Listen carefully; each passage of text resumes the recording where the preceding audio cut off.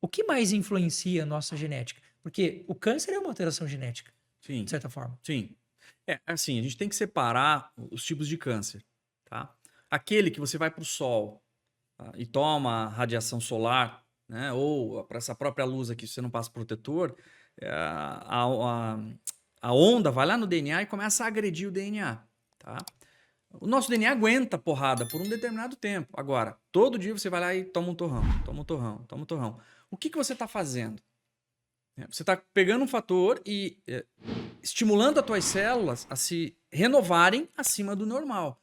E isso pode surgir ali, né? Como que a célula cria uma outra? Né? Por Por duplicação. duplicação. Então, nessa duplicação dá um erro, tá? Por causa desse excesso de dano que a radiação faz no DNA, e a célula não consegue reparar esse erro e passa para as células filhas.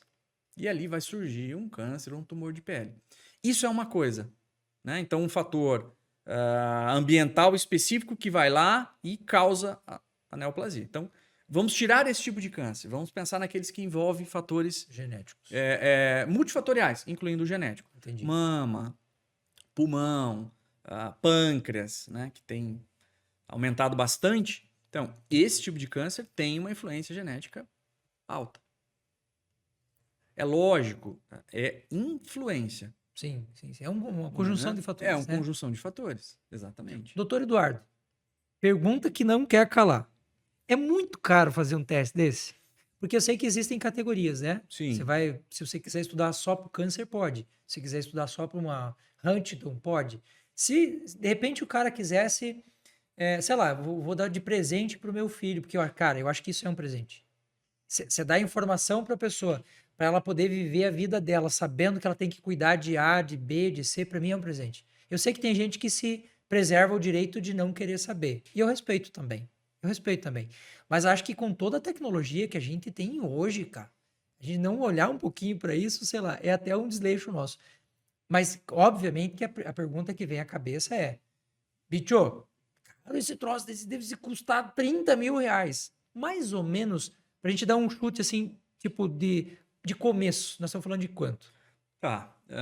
Vamos pensar em laboratórios que produzem painéis que trazem informações relevantes. Tá? Porque tem os que não, mas enfim. Vai partir, tá, Júlio, de 1.800 para cima. Então, parte de R$ 1.800. Dependendo daquilo que quer ser investigado, dependendo daquilo que quer ser analisado. Né? Mas um painel que investiga uma quantidade razoável, a partir de 1.800. Ó, se a gente for parar para pensar, vou fazer uma conta de padeiro aqui bem imprecisa. Os professores de matemática que me perdoem, tá? Mas se eu pegar, sei lá, 1.800, vou pegar ali uma base, 1.800 dividindo por 12.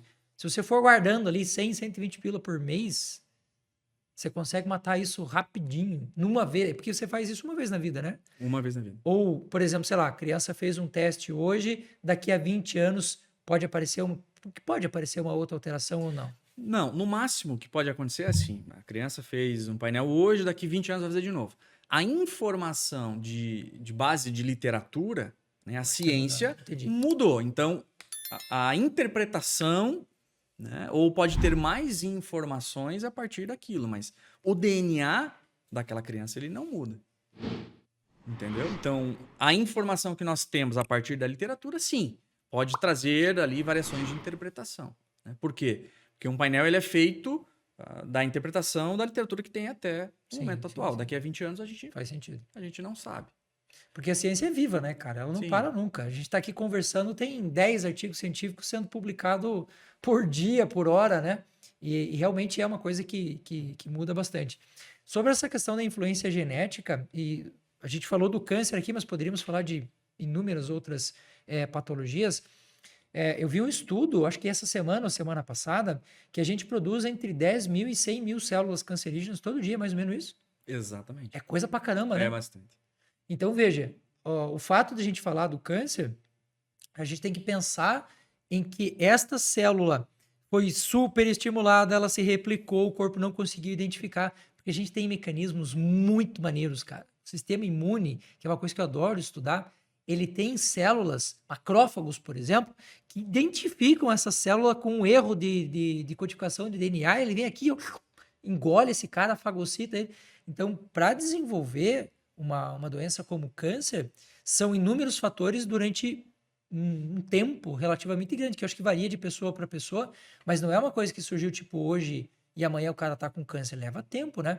E a gente tem, inclusive, hoje, dentro dessa linha de câncer, um tempo para considerar o paciente livre daquela doença, mesmo que ele já não tenha mais o tumor, por exemplo, falar, cortou, tirou e tal, mais ou menos um tempo de 5 anos.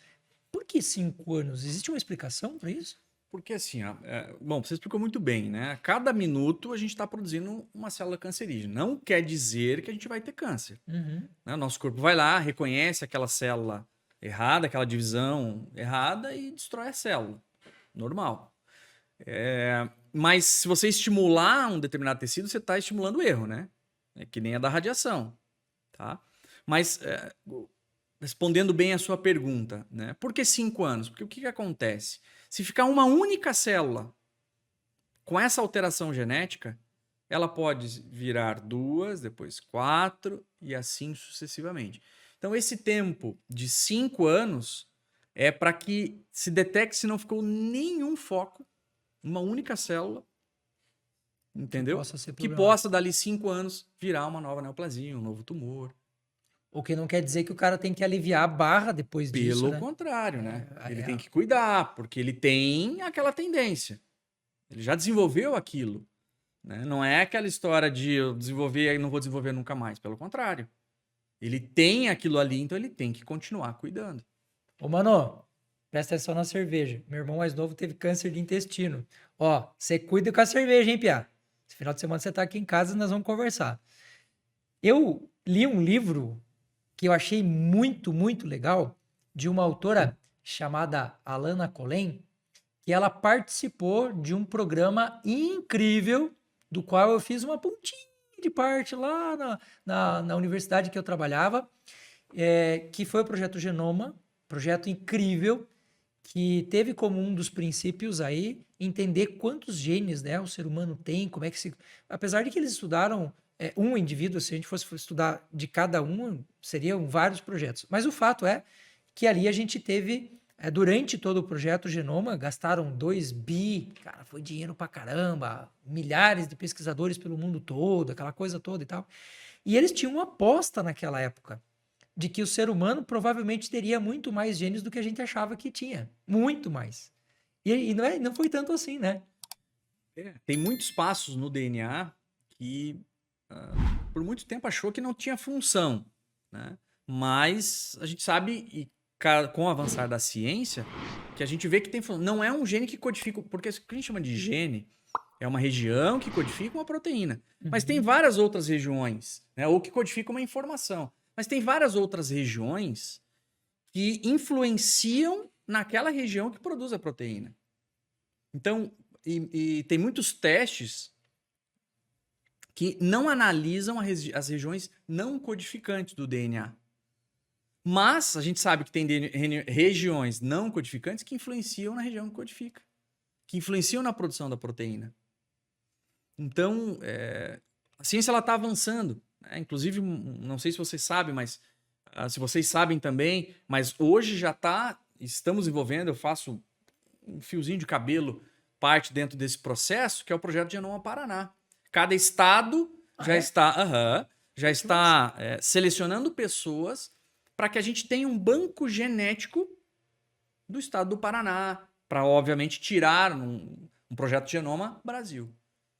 Né? Aí sim a gente vai ter, imagina, o número de ferramentas, né, que a gente vai poder trazer para os pacientes, para a vida das pessoas.